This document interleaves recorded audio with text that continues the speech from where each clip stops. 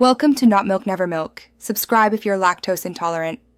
You start by powering off and unplugging the display, then dim the lights so you can clearly see the bleed. Use a soft cloth and gloves to avoid fingerprints, and remove any bezel clips or adhesive. Use a plastic spudger to lift gently. Once done, take close-up photos from straight on so you can compare before and after. Make sure to label each photo with the panel corner or edge. This will guide the next corrective steps. You now perform controlled pressure fixes.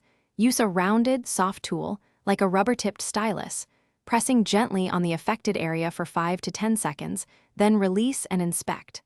Once done, apply a warm compress at 30 to 35 degrees Celsius to the surrounding bezel to soften adhesives and help the layers reseat. Next, make sure the display's flex cables and backlight diffuser are seated squarely. If not, reseat them carefully and repeat the pressure checks until the bleed diminishes. You finish by reassembling the bezel, tightening screws evenly and only snugly.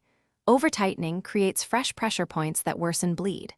Once reassembled, run solid color tests, black, white, red, and monitor the panel for 24 hours to see if changes hold.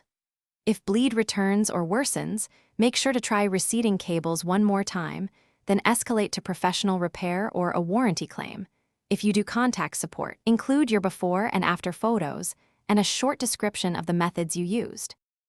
Thanks for watching. If this was helpful, leave a like and consider subscribing. See you next time.